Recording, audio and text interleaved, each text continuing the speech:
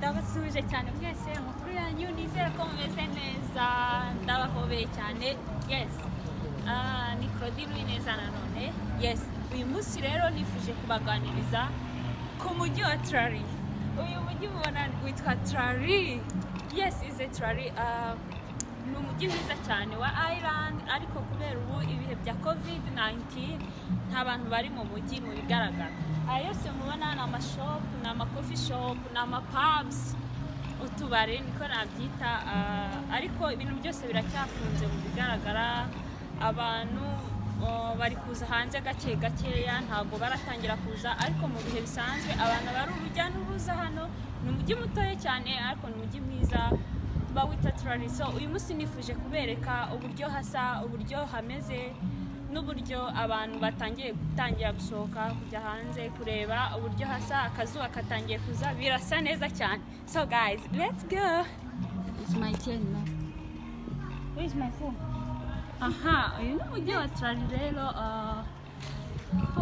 Hose mubona ni amazu, ni amashopu y'imyenda, amashopu, amacoffee shop, n'amabar, n'amapub.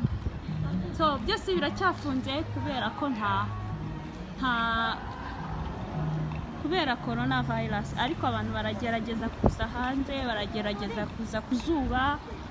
So iyi ni Trari rero. Ahantu mpagaze ni muri downtown yaho, niko navuga. Nzakomeza kubereka ahandi amashop, aho duhahira ibyo kurya, amapark, aho twicara dushaka kuruhuka. So ni Trari rero, ndabakunda cyane.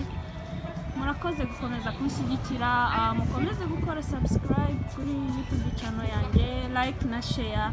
Ni ukuri ndabakunda cyane. Bye.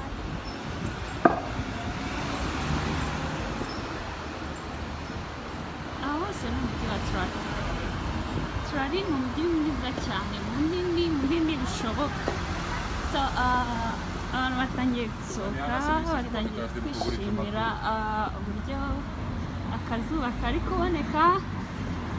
So guys, nabasezeranyije ko nzabereka ibice byose bitandukanye by'aho nzabasha kugera, uburyo tubayeho, ubuzima turimo. Nizeye ko muri kuryoherwa n'ibihe ndi kugenda mbagezaho amakuru, inkuru zitandukanye. Ndabakunda cyane, ni ukuri ndabashimira uburyo mukomeje kunshyigikira. Iyi rero ikaba ari umujyi wa Trari, akaba ari wo mujyi mbarizwamo ubu ngubu mu gihugu cya Ireland. Igihugu cya Ireland, akaba bavuga ururimi rw'icyongereza kuko bahoze muri United Kingdom cyangwa se mu Bwongereza, ariko ubu tukaba turi muri leta yigenga. Ubutaha nzagerageza kubereka aho duhahira, uko biba bimeze, uko biba byifashe. Ese kuko turadiringa nabo, tujya mu biciro tugakatuza cyangwa hoya? So byose tuzagenda tubireba uburyo duhaha. Murakoze.